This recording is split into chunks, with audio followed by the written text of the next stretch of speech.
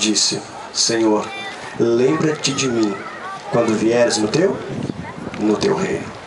E a resposta de Jesus foi clássica, poderosa, maravilhosa. Em verdade te digo hoje, estarás comigo no paraíso. Muito tem se falado do bom ladrão. Muito tem se falado do homem que pediu perdão no último momento da sua vida. Ele ainda teve a oportunidade da escolha no último momento. Tem pessoas que não terão essa oportunidade. Esse homem teve a oportunidade e ele se aproveitou dela. Teve a sua escolha e no último momento, uma escolha boa anulou todas as outras escolhas ruins que ele teve durante toda a sua vida. Eu já vi vários e vários sermões sobre o bom ladrão. Eu já ouvi vários e vários sermões sobre o homem que pediu perdão e se arrependeu ao bom ladrão. Mas eu pergunto para vocês, e o mau ladrão? Que escolha ele teve?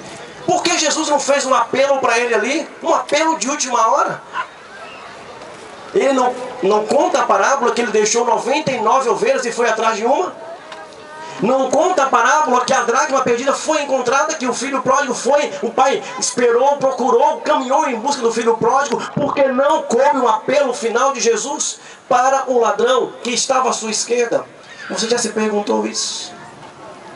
Porque, como falei, queridos, o cenário da cruz está prefigurado, está registrado o maior dom que a humanidade tem, o dom da escolha. De um lado, um ladrão, olhando para Cristo, escolheu ser salvo. E Jesus o amou. E Jesus o amou e disse: serás salvo. Jesus respeitou a escolha, entendeu sua escolha, era uma escolha consciente, não era uma escolha emocional, era uma escolha racional. Ele entendeu que ali estava o Filho de Deus. Ele entendeu que ali não estava somente um bom homem, como muitas pessoas dizem.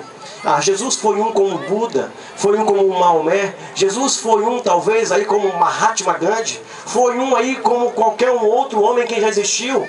Mas no domingo você vai entender por que Jesus foi diferente, por que Jesus é diferente.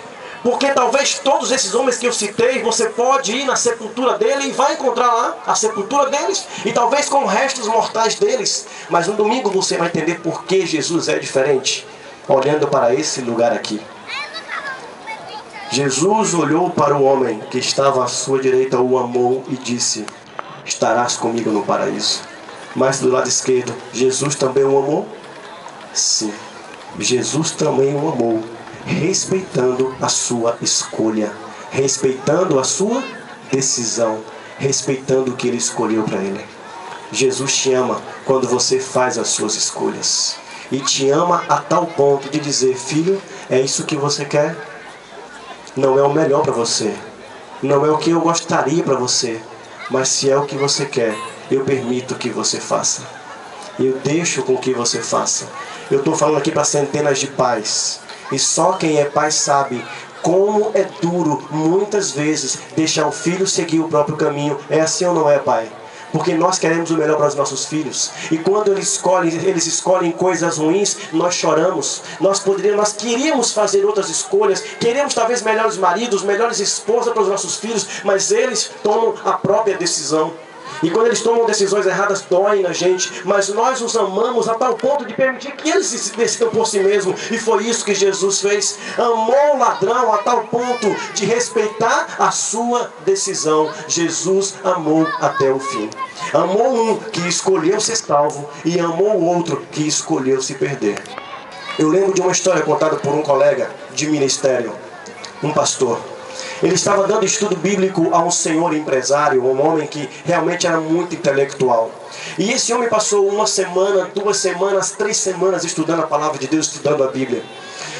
E ao longo daquelas mensagens, ele ficava impressionado com as verdades que a Bíblia ensinava. Ele nunca tinha visto ou ouvido aquilo.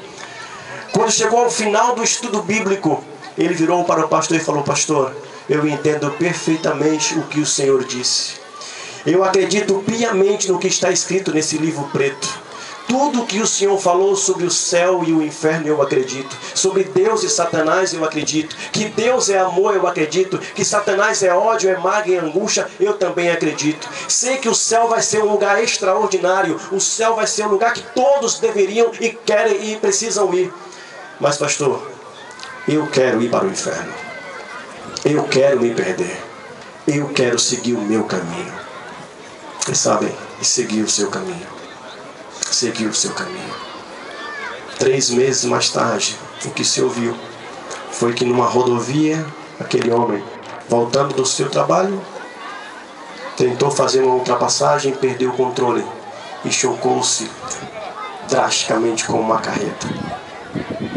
Não posso aqui afirmar para vocês em que condições estava aquele homem, em que situação estava aquele homem, se ele morreu salvo ou se morreu perdido. Mas eu lembro de uma outra melhor. Um jovem, filho de um colega pastor, cresceu na igreja ouvindo as mensagens, mas com os 14, 15, 16 anos ele tomou uma escolha pessoal, disse: pai, eu quero viver a minha própria vida. A mãe sofreu, o pai sofreu, disse: filho, não vá por esse caminho, você não vai se dar bem. Mas ele falou: eu quero. A mãe falou: é o que você quer? Então siga o teu caminho. Minha mãe orava cotidianamente, o pai orava cotidianamente. 3, 4 anos, 5 anos se passaram.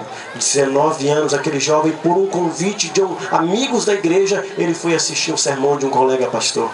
E no ato de assistir aquele sermão, ele ficou emocionado, ficou impressionado, e Deus falou ao seu coração naquela manhã. E ele então, após o apelo do pastor, ele foi até a frente. E o pastor pegou na mão dele e ele disse: pastor, hoje é o meu dia, hoje eu vou voltar para os pés de Deus. Hoje eu quero renovar a minha fé. Eu cansei de estar longe do Senhor. E hoje à tarde, pastor, se o Senhor estiver aqui, eu quero me batizar novamente. Aquele jovem foi para casa, se preparou, queria fazer uma surpresa para o seu pai e para a sua mãe. E quando vinha para a igreja, ali nas margens do rio Tietê, ele estava de moto. Foi fazer uma ultrapassagem. E nessa ultrapassagem o caminhão deu um toque nele, o suficiente para desequilibrá-lo e jogá-lo para debaixo da roda do pneu. E ele foi totalmente destruído. Está aí uma história de um homem que no último momento, talvez, da sua vida, mesmo sem saber, morreu entregando e confiando a sua vida nas mãos daquele que tudo pode. Eu não sei se você entendeu ou entende o cenário da cruz. Eu estava ali no canto quando alguém disse mais ou menos assim: e olha que Jesus sofreu muito e hoje nós não aguentamos sofrer um pouquinho de nada. Isso aqui não representa 1/10 do que Jesus de fato sofreu por mim e por você, para poder nos oferecer escolha. Exatamente há 6 horas atrás, a hora 9 diz a Bíblia, 3 horas da tarde, Jesus bradou o último suspiro e disse: está consumado. Em outras palavras: pai, terminei o que tinha que fazer, cumpri o meu papel, hoje está tudo feito. Nas palavras de Jesus estava implícito o seguinte: a partir de agora, todo e qualquer ser humano tem uma escolha. Porque antes da morte de Cristo, a Bíblia diz que todos nós pecamos e o salário do pecado é a morte. Mas com a morte sacrificial de Cristo, o Cordeiro de Deus que tira o pecado do mundo, hoje nós temos uma opção. E você quer ver que opção é essa? Está no livro de Deuteronômio, no capítulo 30, no versículo 15 e no versículo 19, diz assim: